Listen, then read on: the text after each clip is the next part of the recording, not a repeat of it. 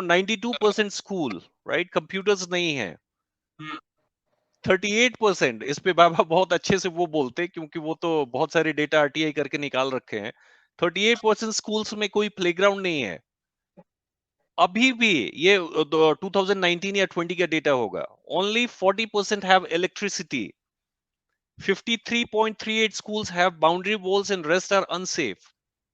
37.3% fewer teachers than in the, मतलब कम है शिक्षक। 55% teacher at secondary level and 40% at a higher level are professionally they are not qualified. अब ये बात वहां पे जाती है कि जो शिक्षा में बहाली के, मेरे पास साक्ष्य नहीं है, मैं खुलकर नहीं बोल सकता, लेकिन हम सब जानते हैं कि कैसे कैसे शिक्षकों की इन्होंने बहाली की है, और वो अपने समाज में या स्कूल में जाने से पता चल जाता है कि जो शिक्षक खुद ही आए हैं बैकडोर से, जिनकी बहाली हो रखी है, वो बच्चों को क्या पढ़ाएंगे। Divyanshu, anything ji if you can add please. या सबसे पहला इम्पोर्टेंट चीज है कि लाइक शिक्षा और स्वास्थ्य किसी भी राज्य का बेसिक फंडामेंटल राइट है, किसी भी इंसान का बेसिक फंडामेंटल राइट है शिक्षा और स्वास्थ्य। यहाँ हम बात कर रहे हैं अभी जो एजुकेशन की, तो आपको बता दूं कि Bihar government like Delhi government के बाद, लाइक दिल्ली गवर्नमेंट ने 23 से 25% बजट अपना एलोकेट किया था एजुकेशन के लिए।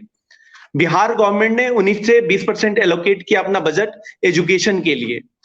तो आपको ये बता दूं कि 30 से 40 हजार करोड़ बजट एलोकेट होने के बाद भी बिहार के पास एक भी सरकारी स्कूल नहीं है जिसको वो एक मॉडल स्कूल दिखा सके, इसमें अच्छे से शिक्षा पढ़ाई होती है, अच्छे से शिक्षा दी जाती है, स्मार्ट क्लासेस हैं। स्मार्ट क्लासेस तो दूर की बात है, एक बेसिक इंफ्रास्ट्रक्चर नहीं है। बेसिक इंफ्रास्ट्रक्चर के नाम पे एक बिल्डिंग बना हुआ है जहां पे अनक्वालिफाइड टीचर्स हैं जिनकी कभी ट्रेनिंग नहीं की गई, जिनकी बहाली किस तरह की गई है आप सब लोग को पता होगा। दिल्ली की बात करें तो जैसा बबलू जी ने बताया था, and Delhi school of model से जो मॉडल है वहां का, उससे मैं काफी प्रभावित भी हूँ। लाइक अभी मनीष सिसोदिया ने लाइक 250 गवर्नमेंट स्कूल्स का एग्जाम्पल दिया था। 250 गवर्नमेंट स्कूल्स का उन्होंने ट्रांसफॉर्मेशन किया था। यहाँ पे 19% बजट एलोकेट होने के बाद इंडिया में दूसरा सबसे बड़ा राज्य है जहां पे इतना बड़ा बजट एलोकेट हुआ है एजुकेशन पे, बट हमारे गवर्नमेंट के पास एक भी सरकारी स्कूल नहीं है जिसको वो मॉडल बना सके। दिल्ली मॉडल ने ये करके दिखाया है कि सरकारी स्कूल भी अच्छी हो सकती है। वही सरकारी टीचर्स जो कल नहीं पढ़ा रहे थे दिल्ली में, जहां पे बैठ के टाइम पास हो रहा था या जो भी चीजें हो रही थी दिल्ली के स्कूल में हर किसी को पता है, लेकिन उसी सरकारी टीचर्स को उन्होंने ट्रेंड करके बहुत ही अच्छे वे में आज वही अच्छे से पढ़ा रहे हैं। हैप्पीनेस क्लासेस चल रहा है, बिजनेस बूस्टर्स क्लासेस चल रही है, बहुत अलग अलग unique initiative. Divyanshu, ji Divyanshu, ji you know, जो प्रोफेशनल टीवी डिबेट्स होते हैं, right, you know, known faces को बुलाए जाते हैं, राइट वहां पे होता क्या है ना कि मैं भी बहुत सारा डेटा पढ़ रहा था और रियलाइज अब कर रहा हूं कि डेटा बहुत लोगों को समझ में नहीं आती है। हमारे जैसे पढ़े लिखे लोगों को भी समझ में नहीं आती है। आ, और उससे होता क्या है कि चीजों को हम उलझा के रख देते हैं। तो you know, we will try to simplify this. एक चीज मेरे दिमाग में आ रहा है हमेशा कि हम पढ़े लिखे जो भी हैं, right, don't don't go on, you know, in the financial background. जो भी पढ़े लिखे लोग हम हैं, वैसे भी लोग जो कि शायद 5,000 और 10,000 यू नो फैमिली इनकम हो, अगर पढ़े लिखे लोग हैं, उनके बच्चे अगर सरकारी स्कूल में जाते हैं, तो पढ़ाई नहीं हो रही है सरकारी स्कूल में, तो वो अपने घर पे बिठाकर बच्चों को पढ़ाएंगे और पढ़ाते हैं। प्राइवेट ट्यूशन भी या खुद से बैठ कर पढ़ाते हैं। लेकिन जब मैं गांव में देखता हूं, by in large the people who are living, you know, in poverty, labour class को देख रहा हूं, माँ बाप शिक्षित नहीं है और बच्चों को सरकारी स्कूल में नाम लिखा दिया है, वहां पढ़ाई होती नहीं है। वो घर पे मॉनिटरिंग प्रोसेस उनके पास नहीं है कि घर में बच्चों को वो मॉनिटर कर सकें कि पढ़ाई हो रही है नहीं हो रही है, उनको एडिशनली कैसे पढ़ाया जा सके। तो फिर सफर कौन कर रहा है? जिसकी बात सरकार करती है कि हम दलितों का विकास कर रहे हैं या उसका विकास कर रहे हैं, और दिव्यांशु आपने भी बोला कि सरकारी बजट, तो मैं एक डेटा देख रहा था, सरकारी बजट शिक्षा के क्षेत्र में बढ़ाए गए हैं और उसी का नतीजा है कि वाटर टैंक लगे हैं, स्मार्ट क्लासरूम बने हैं।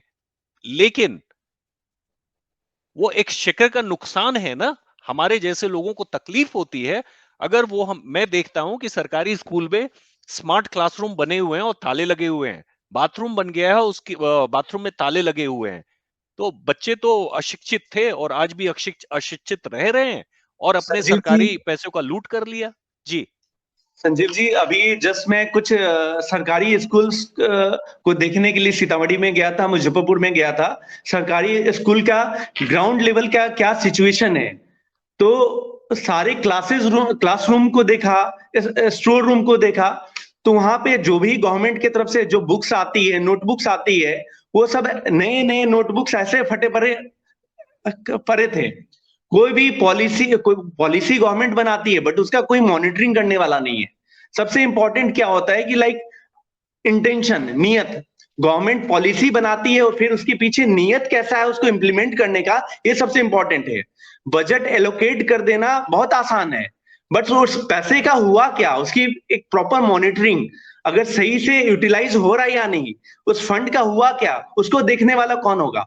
अगर उसको सरकार नहीं देख सकती है तो जिम्मेदार भी सरकार है।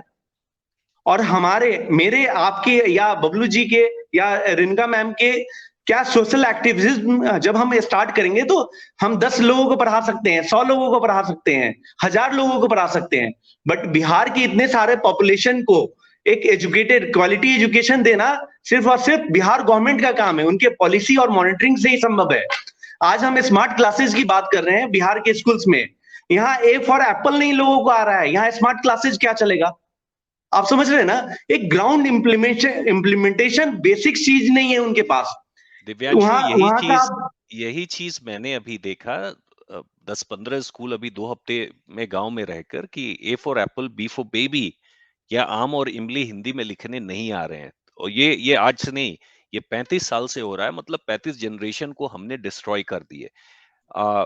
हमारे जैसे, मेरा एक सिंपल सवाल है, और विपक्ष में जो होते हैं उनको छोड़ा नहीं जा सकता है।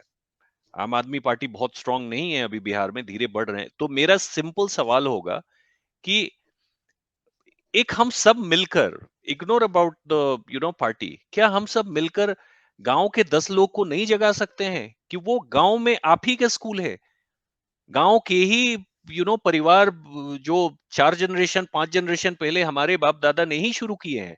तो ये इस समाज को हम कैसे जगा सकते हैं? देखिए बबलू जी, देखिए सर क्या सर पहल पार्टी के ये हो सकती है कि उन गांव के लोग 10 लोग जाकर स्कूल में बैठे, रोज बोले कि पढ़ाओ? तो ये सर कैसे, मतलब इनकी स्कूल की हिम्मत होगी? हाँ सर दिव्यांशु। होता होता क्या है ना, इस चीज का मैं देख चुका हूँ। मैं सीतामढ़ी से बिलोंग करता हूँ।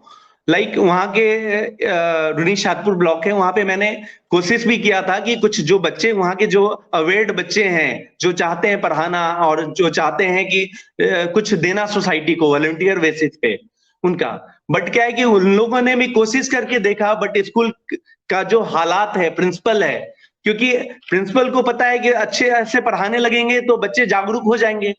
जब बच्चे जागरूक हो जाएंगे तो वो अपने शिक्षक से डिमांड करेंगे कि आप मुझे अच्छी क्वालिटी की एजुकेशन क्यों नहीं दे रहे हो। तो प्रॉब्लम क्या है कि जब स्कूल चलता है, स्कूल एक पॉलिसीज से चलता है, उसकी एक पॉलिसीज होती है। बाहर के बच्चे आके ऐसे नहीं पढ़ा सकते हैं स्कूल में। बाहर के